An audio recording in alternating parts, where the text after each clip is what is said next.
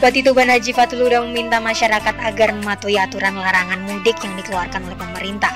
Hal tersebut disampaikan Bupati saat Safari Ramadan 1442 Hijriah, Bupati dan Wakil Bupati Tuban, hari ke-7 yang dilaksanakan di Kecamatan Semandi, Jumat 23 April 2021.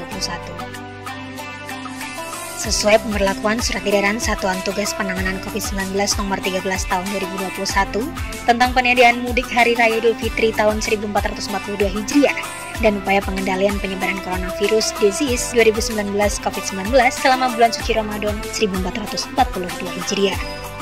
Bupati menekankan agar seluruh masyarakat mematuhi aturan tersebut dan menahan diri untuk tidak melakukan mudik. Di kesempatan yang sama, Bupati Tuban Haji Fatul Huda juga berharap Jalan Lingkar Selatan atau JLS bisa menggerakkan roda perekonomian warga sekitar. JLS yang dibangun bertujuan tidak hanya untuk mengurai kemacetan dalam kota, tetapi juga perluasan area kota agar terjadi pertumbuhan ekonomi secara meluas. Menurut Bupati, proyek JLS yang telah selesai dikerjakan untuk satu ruas jalan telah terlihat memunculkan geliat ekonomi warga. Terbukti banyak pedagang yang mencari nafkah di sepanjang jalan yang dinamai tokoh Nahdlatul Ulama tersebut. Meskipun pengerjaan proyek ruas selanjutnya akan didanai oleh APBN, Bupati Huda berharap keberadaan pedagang masih bisa dipertahankan dan diatur sedemikian rupa agar membantu perekonomian warga sekitar.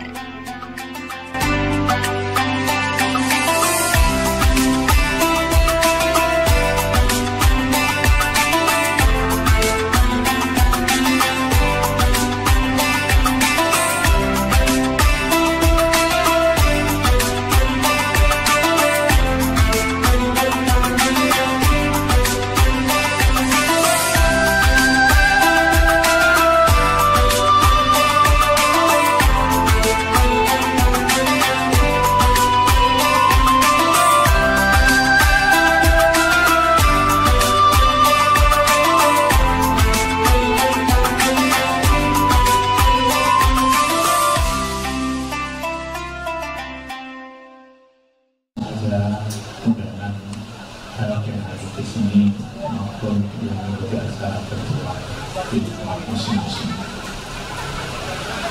Alhamdulillah, sore ini kita semua bisa silaturahmi dalam sampai. Saya terima kasih sekali kepada Pak Camat Semanding, Pak Camat Menyatakan, dan semua hasil yang ikut berpartisipasi atas selanjutnya acara ini. Dan saya juga gembira yang hadir tidak sesuai dengan gambaran saya. Tapi kirtan ini itu sudah bosan dengan saya, data kali sudah mau pensiun dan saya malah hadir. Ternyata masih kompak. Ini menunjukkan bahwa kedekatan dengan saya bukan karena sebagai semuanya adalah karena persahabatan yang besar hati. Dan saya bangga kalau ACC sama Semanding dan berbagai sudah saya itu semua. Kalau enggak itu ya pertanyaan dan sama itu sudah senior, sudah 2 kali menjadi sama. Dan Pemkab ini berusaha bagaimana kesejahteraan rakyat desa terjamin. Ini kan harus diimbangi. Jadi kalau urusan pencahiran ACC itu tergantung di desa, bukan di Pemkab. Kalau Pemkab begitu semuanya persyaratan masuk, langsung dikoreksi dan langsung dicairkan. Salah satu tindakan Pemkab untuk menjalankan perangkat desanya adalah bahwa hasil perangkat desa Kabupaten Tuban itu tertinggi seluruh Jawa Timur. Dan jauh-jauh saya memikirkan bagaimana perangkat desa itu kalau kecelakaan itu Pak Kerja itu jangan sampai mengeluarkan uang. Kemudian nanti kalau sudah pensiun, ini ada pensiunan.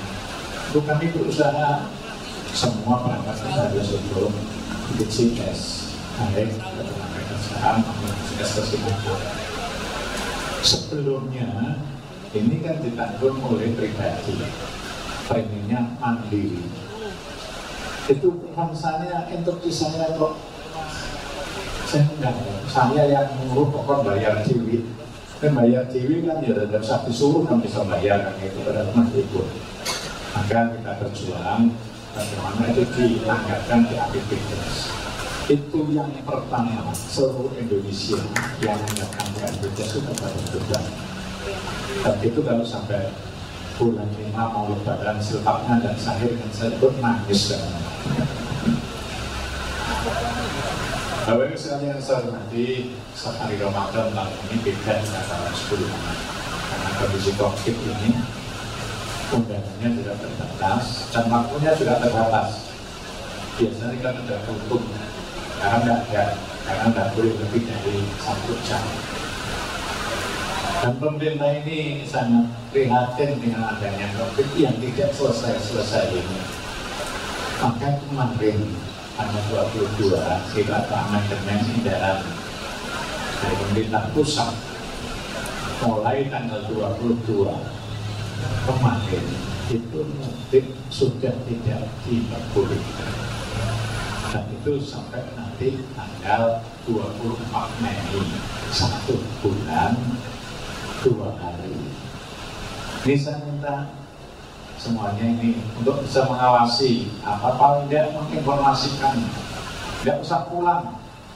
Kalau pulang nanti akan ditangkap oleh Pak Kapolres sama Pak Dandim dan juga nanti akan dirapit, semuanya akan dirapit. Kalau dirapit itu nanti langsung diisolasi. Ini adalah sebagai tindakan kehati-hati yang kita. Saya sendiri juga harus menyadarkan istrinya karyawan saya. Karyawan saya yang di Kalimantan sudah saya berikan tiket itu adalah tanggal 5 Mei. Karena kan lebarannya di anu kan dulu kan tidak boleh mudik kan tanggal 6. Tapi ternyata dengan adanya begini yang mendadak, maka tidak boleh pulang atau bulan 32 hari. Itu adalah interupsi. Dan interupsi ini saya minta kita aktif. Interupsi ini menurut OIDA itu seperti Darul Nasir Mentok dan ada Jabil Masalah bahwa meninggalkan kerusakan itu adalah tidak dibolehkan. Ini perintah agama ya, tapi bukan hanya sekedar undang-undang. Bahwa meninggalkan kerusakan itu adalah didahulukan daripada untuk memperoleh kebaikan. Kalau kita ini mudik, ini adalah jalur masuk untuk memperoleh kebaikan. Karena bisa silaturahim, bisa halal bihalal. Ini kan jalur masuk kan. Jadi jangan dibantah nanti. Kalau mau mudik ini kan juga perintah agama, Bapak. Kita mau halal bihalal, mau silaturahim. Kok tidak boleh pemerintah itu gimana? Karena sebelum itu ditanyakan, saat jawab dulu. Jawabannya ini udah usul pikir bahwa sesungguhnya untuk memperoleh kebaikan, apa mencegah dari kerusakan, yaitu kalau pulang itu adalah nanti membahayakan. Ditakutkan nanti corona akan berkembang lagi. Dan itu bisa kita lihat bahwa berkembangnya penularannya itu adalah di keluar masuknya warga.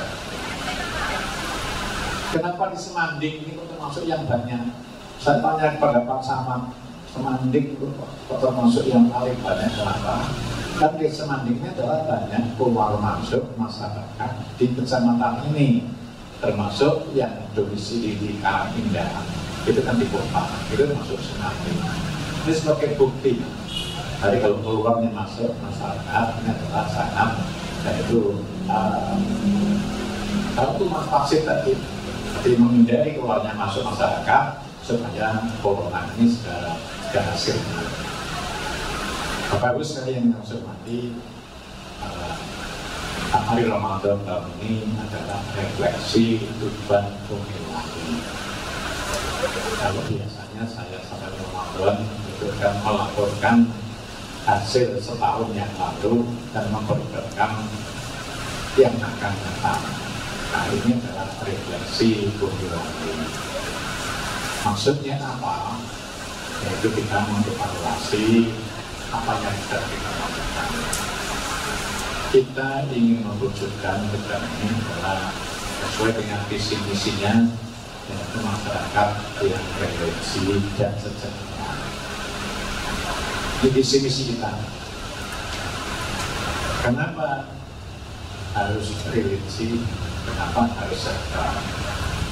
Karena sesungguhnya kalau kita ingin berbahagia dunia dan bahagia akhirat, ini masyarakatnya harus bisa mengamalkan nilai-nilai agama diterapkan dalam kehidupan. Maka untuk mewujudkan itu, ya kita bangun ada yang kaitannya yaitu infrastruktur yang menunjang suprastruktur, yaitu infrastruktur agama yang bisa menunjang nanti membangun suprastrukturnya. Maka hibah yang kita berikan untuk fasilitas tempat ibadah dan pondok pesantren tahun 2021 ini 7.559 juta diberikan kepada 92 masjid, 62 musola dan 10 gereja. Ini yang kita di awal catatan saya itu semua musola dari itu. Tapi kita evaluasi, ternyata musola yang sudah diberi sumbangan banyak yang kurang manfaatnya karena masalahnya sudah jadi. Maka di berikutnya kita berikan yang betul-betul membutuhkan. Kemudian fasilitas taman pendidikan Al-Quran DPI diberikan kepada 426 lembaga, nilainya 15.258 juta rupiah. Ini jumlah DPI serta pendidikan adalah 1.300. Ini yang ternyata ya Pak Ito. Ini hadir karena mungkin ini daerah kelahirannya. Biasanya kalau hadir pada ini kira-kira Pak Arif, kamu harus mulai Pak Arif hari ini karena kampung saya yang masuk gitu. Jadi sekarang kepala dinas lah dulu melaksanakan di sini dan terserah sekarang kepala dinas. Biasanya camat dari Semanding itu cepat menjadi kepala dinas. Ini maksudnya ya camat Semanding ini satu dekat, mudah-mudahan bisa menyusul jadi kepala dinas. Kalau tidak menjadi kepala dinas ya termasuk pengecualian. Pengecualian. Beberapa kali pakai kepala ini kan ya masih muda, tapi karena nasibnya dari Semanding ya menjadi kepala dinas. Kemudian murid TPI ini kita sangat bersyukur. Itu ada 140.300 anak. Ini adalah kerja keras saudara Alhamdulillah kita semua kata masyarakat ini. Jadi sumbangan tadi itu hanya stimulan saja. Ini belum ada proyek yang seperti proyek TPI ini. Jadi proyek yang habisnya itu 15 miliar itu terrealisir sampai 100 miliar. Ini kan terima kasih dan terima. Tapi ini adalah proyek yang sangat nilainya tinggi sekali. Kita punya murid 140.000 itu kalau nanti jadi anak yang soleh dan solihah, semuanya nanti akan mendapatkan itu amal tidak putus. Ini jangan dianggap kecil loh. Mungkin dan merasa mau TPG itu apa. Tapi yang harus kita pahami, kalau kita nanti sudah kapundut, itu adalah ini salah satunya amal yang tidak akan pernah putus. Jadi waalaikumsalam yang pulang itu adalah yang akan menemani kita hidup yang tidak ada batasnya. Maka kalau masih ada, nanti terus program ini. Kalau program lain-lainnya itu kan yang urusan dunia sudah selesai kan sudah. Ini tidak ada putusnya. Sehingga tadi ada yang aktif juga kita perhatikan. Nanti Pak Eko teruskan Pak Eko Partner Sosial itu ada Pak Miyadi. Nanti Pak Miyadi ini kan pesannya waktu safari ke Ramadan nanti Pak Miyadi. Jadi antara eksekutif dan legislatif itu punya level yang sama. Sehingga uang sangunya pun sama saya dengan Pak Miyadi itu. Tapi anehnya sekarang uang perjalanan dinas saya dengan sopir itu bodoh. Jadi aja ini Pak. Kemudian guru PPG itu juga kita intensif. Intensifnya tidak main-main. Meskipun jumlahnya sedikit, itu kalau mengumpul itu banyak sekali, sampai 73 miliar 487 juta 200.000, 73 miliar. Ini dari kurang lebih 8.000 guru TPG. Ini karena dalam rangka mewujudkan masyarakat yang religi tadi. Kemudian di bidang pendidikan ini kan harus sudah diperhatikan semuanya. Di bank madrasah dan sekolah swasta lainnya sampai dengan tahun 2021 diberikan kepada 986 lembaga dengan nilai 43 miliar 284 juta 300.000 rupiah. Dan pendidikan swasta ini adalah sebelum ada sekolah negeri itu sekolahnya jadi swasta semua. Saya ini malah mulai awal sampai akhir itu di sekolah swasta. Maka kita tidak boleh memandang sebelah mata. Karena ada anggaran wajib dan anggaran yang tidak wajib. Jadi harus diwajibkan semua. Kita harus syukur bahwa semuanya tokoh-tokoh yang ada sebelum ada sekolah negeri itu adalah di sekolah swasta. Ini kita perhatikan. Maka nanti kami juga harus memperhatikan kita. Kami itu juga urusan swasta, mengalimin dengan swasta dulu, bukan negeri. Kalau aku nggak tahu sudah, di mana gitu. Tapi akhirnya ya swasta. Kenapa waktu ini kan keluarga Polri, keluarga polisi ya biasanya keluarnya negeri. Dua Bob itu karena putranya polisi. Kemudian untuk PTT, SD, SMP, 14.500 orang, bernilai 23 juta.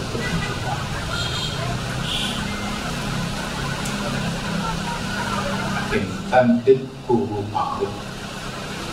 Jadi biasanya tapi kan guru TPG, guru PAUD ini kan macam-macam, ada misalnya IGRA, ada PAUD, ada tiga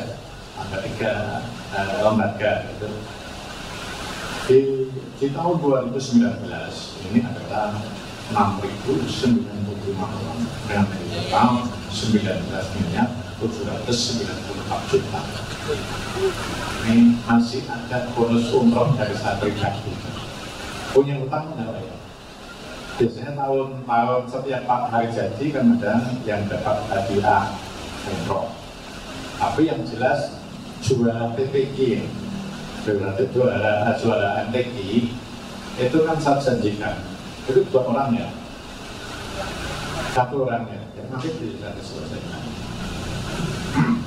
Alhamdulillah dari kita perjuangan kita membangun masyarakat dan revolusi ini bisa kita rasakan. Kalau sekarang orang tua itu sudah melihat anaknya kalau sore sudah belajar makin belajar dari TPG dan juga ini selamanya belum pernah menjadi juara umum MTQ. Biasanya itu kan rankingnya ke 30-an dari 38 kabupaten.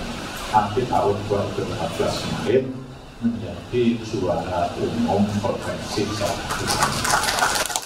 Ini adalah hasil dari Bapak sekalian ini, dari yang kelihatannya didik anak juga kecil itu. Kemudian masih banyak lagi pertanian kita cukup membanggakan karena kita menjadi lumbung nasional, surplus 63%, jagung kurang lebih masih 700.000 ton. Ini belum pernah selamanya seperti ini. Kemudian peternak kita, sapi kita juga luar biasa terbaik. Jadi menjadikan acuan nasional bagaimana cara menanami sapi supaya waktu ini luar biasa hasilnya bagusnya.